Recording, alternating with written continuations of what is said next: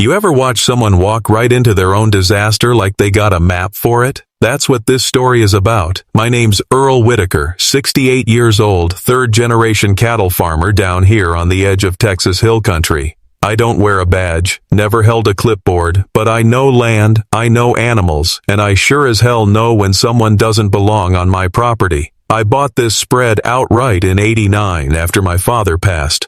About 47 acres of fenced-in heaven, with a red barn that's older than most of the city folk that moved in over the past decade.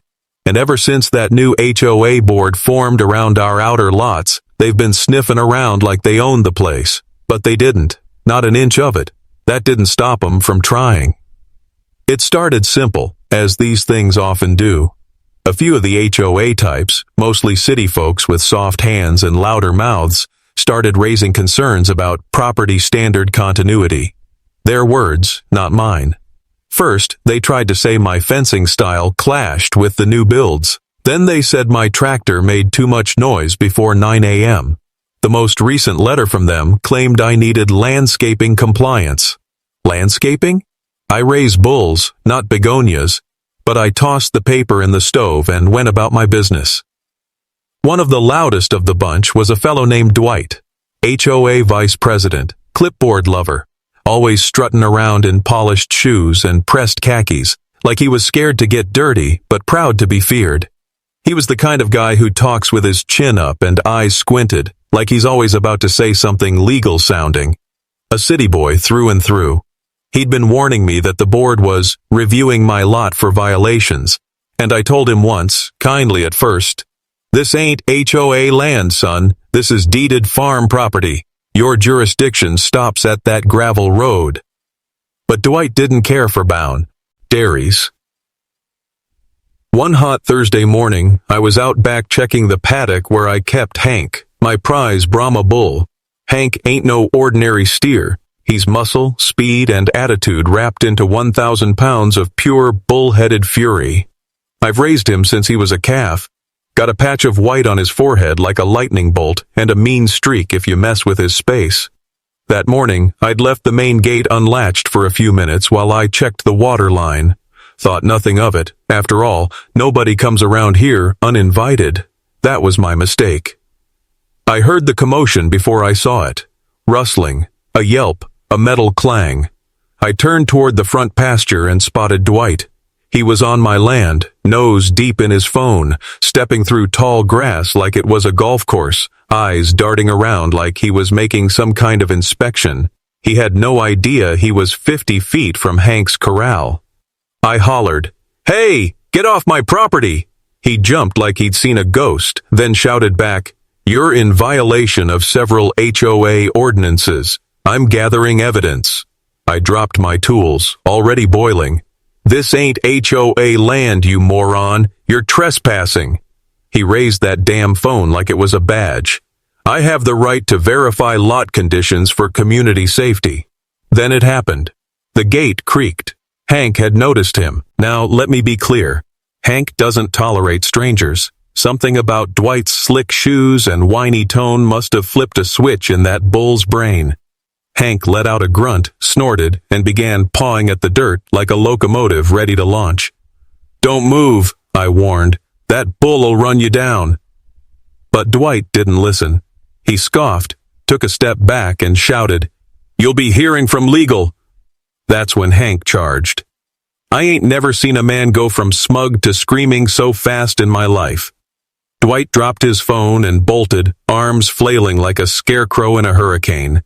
I yelled for Hank, whistled, clapped, but that bull was on a mission. Dwight cleared the first fence in a way I didn't know a middle-aged man could. But Hank? He clipped it like it wasn't even there, right on his tail. They tore across the pasture, Dwight shrieking like a goat in a bear trap, shoes slipping in the mud, suit pants ripping on barbed wire as he tried to find an exit. Meanwhile, I ran to the ATV, heart pounding, not to save Dwight, mind you, but to call Hank off before someone got gored and I ended up dealing with animal control. By the time I caught up, Dwight was clinging to the frame of my old windmill, feet dangling, shoes lost, glasses cracked, and his precious phone nowhere to be found. Hank stood below, snorting, unimpressed, then finally wandered off, bored with the drama. I parked, climbed out, arms crossed. Told you to stay off my land. Dwight tried to save face. This is an outrage. That animal attacked me. No, I said calmly. You walked onto private property, ignored a lawful warning, and disturbed livestock. That's trespassing and harassment of farm animals in this county. He sputtered. You assaulted me, via bull. Reckon you assaulted your own pride. He demanded I help him down. I told him he was welcome to wait until I fetched a ladder, or until he decided to drop onto the compost pile under him. He chose the latter. Later that day, I filed a formal complaint with the sheriff's department. Turns out I wasn't the only one Dwight had been harassing. The sheriff, a local fella named Boone who grew up with me, laughed when I told him the story. You mean he ran from Hank? Shoot, I'd pay to see that. I thought it would end there. But no. Dwight and the HOA board doubled down. They sent me an official letter claiming I'd recklessly endangered a community representative. They even threatened civil action unless I secured all livestock within code-compliant structures and allowed HOA access for periodic inspections. That's when I knew this wasn't just a stupid visit gone wrong. It was a setup, or something close to it, a power move, and they picked the wrong farmer to tangle with. I dug out my deed that night, 50 pages long, signed and sealed with property lines clear as spring water. No HOA authority passed the gravel, no community agreement on livestock, no shared easements. I scanned it, made copies, and sent them with a letter to every member of the HOA board. Polite, professional, and lined with enough legal citations to make 'em blink.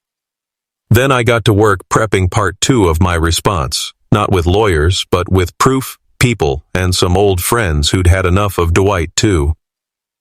Because if Dwight thought Hank was scary, wait until he saw what came next. Now I don't take pleasure in seeing a man nearly trampled, but I'll admit there was a strange kind of satisfaction watching Dwight flail across my pasture like a rag doll in a wind tunnel. Of course, once I'd calmed Hank down and made sure no one was physically hurt, I figured the drama was over. Dwight had learned his lesson the hard way, and I assumed he'd lick his wounds, leave my land alone, and maybe keep that clipboard holstered for a while. But no, this wasn't just any HOA pencil pusher. Dwight had a vendetta now, and he was about to escalate things in a way I wasn't expecting. 3 days later, I got a certified letter stuck in my mailbox, not from Dwight, but from the HOA's official legal rep. Apparently, they were filing a civil suit claiming reckless endangerment, emotional distress, and obstruction of community regulation enforcement. That last part made me laugh out loud. Community regulation? On my land? I owned every inch of this farm. My deed was ironclad, my fence line was older than the HOA itself, and my land wasn't even zoned inside their domain. But they were banking on fear, hoping the word lawsuit would make me fold. They didn't realize that I'd been through droughts, death, and damn near bankruptcy to hold on to this place. A scare letter wasn't gonna make me blink. Instead of fighting fire with fire, I played it smart. I called up an old buddy of mine, Buck Reynolds, former county surveyor, now working semi-retired as a property rights advocate. Buck and I went back 40 years, and he knew the land almost better than I did. I gave him my parcel ID, and within 24 hours, he had a certified map, aerial photos, and all legal documents proving that my land was not, and never had been, under HOA authority. Not an inch, not even the gravel entrance where they kept leaving flyers. And just to be thorough, Buck filed a notice with the county clerk, officially reaffirming my boundaries, so there'd be no confusion if things got heated. Meanwhile, I started hearing from other neighbors. Some newer folks, some long-timers like me. And wouldn't you know it, Dwight had been snooping in more than just my pasture. He'd been inspecting fences, peeking into backyards, taking pictures of barns, and trying to cite folks for everything from unauthorized trailers to unlicensed animals. One woman named Rita told me he took a photo of her grandkid's treehouse and claimed it violated the HOA's structure ordinance. These people were fed up. Dwight wasn't enforcing safety, he was flexing control. So, we had a meeting, not in some fancy community hall, but right here at my barn. I set out folding chairs, coolers of sweet tea, and a big chalkboard. About 15 families showed up, every one of them with a story about Dwight or the HOA board pushing them too far. That's when I pitched the idea. We file a collective petition to the county to redraw the HOA's jurisdiction, formally remove our area as a gray zone. Legally, it was doable, but it would require a clear demonstration of abuse and overreach. Luckily, Dwight had given us plenty of that. The next step was to gather proof. That's where fate handed us a golden goose. One of the young neighbors, Carlos, a tech-savvy kid who worked in drone mapping, offered to help. He'd been testing his drone near my pasture and accidentally captured Dwight's infamous bull run on video. The whole thing, from the moment Dwight stepped over my gate to the second he screamed and tripped in the mud with Hank snorting inches from him. It was hilarious. But more than that, it was evidence. Undeniable. The trespass, the provocation, the danger he created, all caught in crystal clear 4K. Carlos edited a short clip. No music, no drama, just raw footage. I uploaded it to a private link and sent it to the HOA legal counsel with a calm little note. Here's your reckless endangerment. Let me know if you'd like to proceed to court. Funny how silence can sound smug in an email. The lawsuit was dropped the next day. But I wasn't done.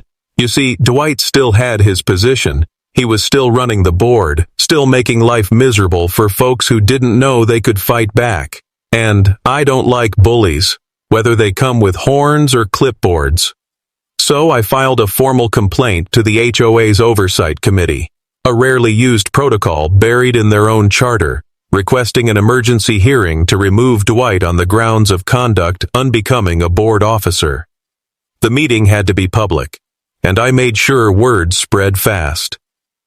The night of the hearing, the room was packed, not just with residents, but local reporters, a few sheriff's deputies for crowd control, and even old Sheriff Boone, who said, "Hell, I wouldn't miss this circus for nothing."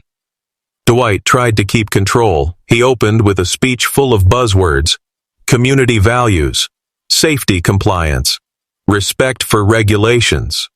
But the crowd wasn't buying it. When he tried to justify his inspection of my farm, someone in the back yelled, "Play the video!" And oh boy, did we. Carlos queued it up on the projector.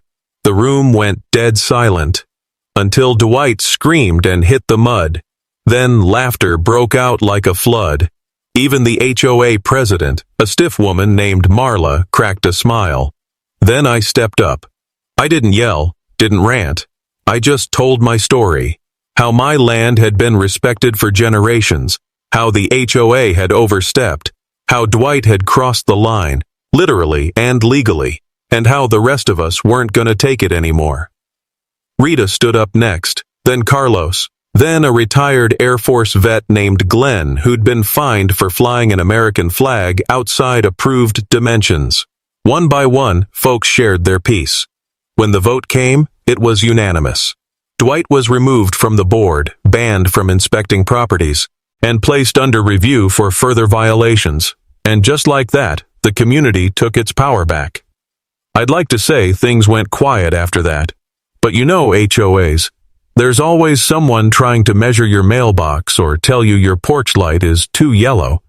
Still, Dwight was gone. The board calmed down. And me? I went back to tending Hank and fixing fences and living the life I earned. Oh. And we printed out a still from that bull video and framed it in the barn. It hangs right above Hank's stall. Title says, "Trespassers Beware. Hank does not negotiate." If you enjoyed this story, don't forget to like, subscribe, and stick around. I've got more wild HOA tales coming your way. You never know when a clipboard and a bull are about to meet again.